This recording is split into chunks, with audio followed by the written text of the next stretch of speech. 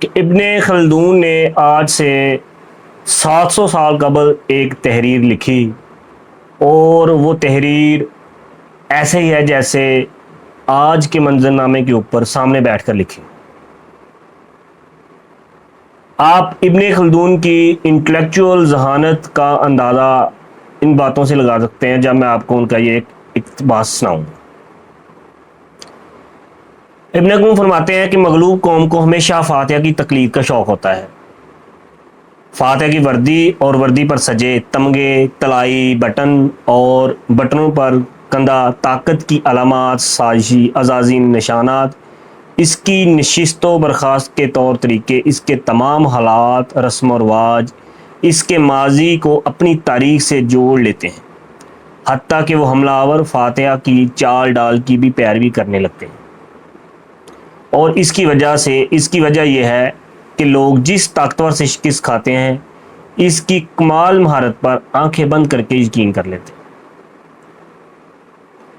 محکوم معاشرہ اخلاقی اقتدار سے دستبردار ہو جاتا ہے۔ ظلمت کا دورانیہ جتنا طویل ہوتا ہے، ذہنی اور جسمانی طور پر محکوم سماج کا انسان اتنا ہی جانوروں سے بھی بدتر ہوتا جاتا ہے۔ ایک وقت آتا ہے کہ محکوم صرف روٹی کے لقمے اور جنسی جبلت کے لیے زندہ رہتا ہے۔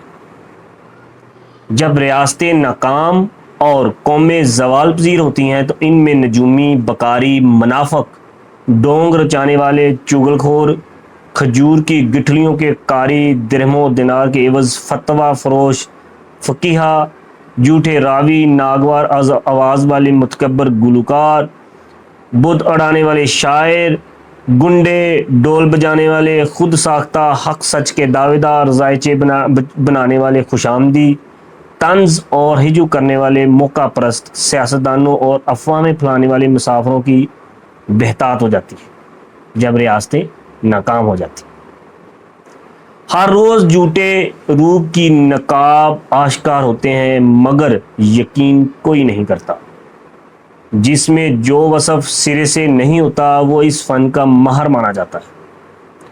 اہل ہنر اپنی قدر کھو دیتے ہیں، نظم و نسق ناقص ہو جاتا ہے، گفتار سے معنویت کا عنصر غائب ہو جاتا ہے۔ ایمانداری کو جھوٹ کے ساتھ اور جہاد کو دہشت گردی کے ساتھ ملا دیا جاتا ہے۔ جب ریاستیں برباد ہوتی ہیں تو ہر سو دہشت پھیلتی ہے، لوگ گروہوں میں پناہ ڈھونڈنے لگتے ہیں، عجائبات ظاہر ہوتے ہیں اور افواہیں پھیلتی ہیں، بانجھ بحثیں طول پکڑتی ہیں، دوست دشمن اور دشمن دوست میں بدل جاتا ہے، باطل کی آواز بلند ہوتی ہے اور حق کی آواز دب جاتی ہے، مشکوک چہرے زیادہ نظر آتے ہیں اور ملنسار چہرے سطح سے غائب ہو جاتے ہیں، حوصلہ افزا خواب نایاب ہو جاتے ہیں اور امیدیں دم توڑ جاتی ہیں، عقل مند کی بیگانگی بڑھ جاتی ہے، لوگوں کی ذاتی شناخت ختم ہو جاتی ہے اور جماعت، گروہ یا فرقہ ان کی پہچان بن جاتی ہے، مبلغین کے شور شرابے میں دانشوروں کی آواز گم ہو جاتی ہے، بازاروں میں ہنگامہ برپا ہو جاتا ہے اور وابستگی کی بولیاں لگ جاتی ہیں، قوم پرستی، حب الوطنی، عقیدہ اور مذہب کی بنیادی باتیں ختم ہو جاتی ہیں اور ایک ہی خاندان کے لوگ خونی رشتہ داروں پر غداری کے الزامات لگانے لگتے ہیں۔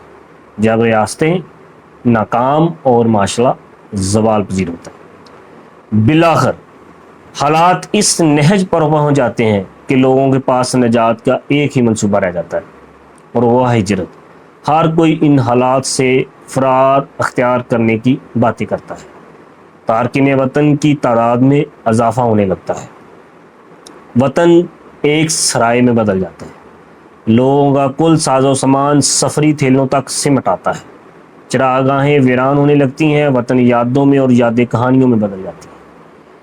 ابن خلدون خدا پر رحم کرے، کیا آپ ہمارے مستقبل کی جاسوسی کر رہے تھے؟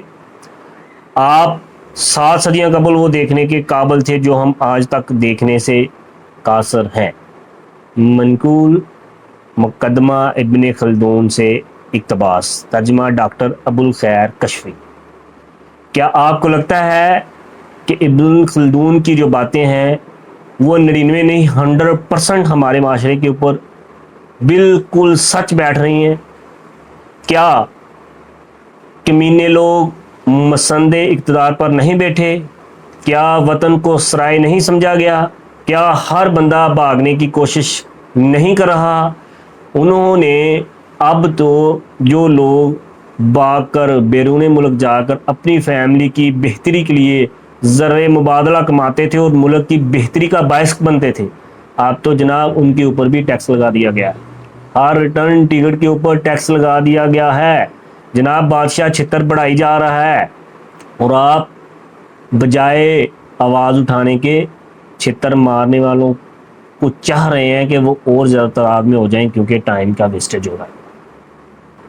آپ نے سافٹ انقلاب برپا کر دیا عوام نے۔ سافٹ انقلاب کا مطلب ہوتا ہے پرامن انقلاب۔ آپ نے اپنے ووٹ کا بہترین استعمال کیا اور سافٹ انقلاب برپا کیا، لیکن مسند اقتدار پر بیٹھے لوگوں نے سافٹ انقلاب کو قبول کرنے سے انکار کر دیا۔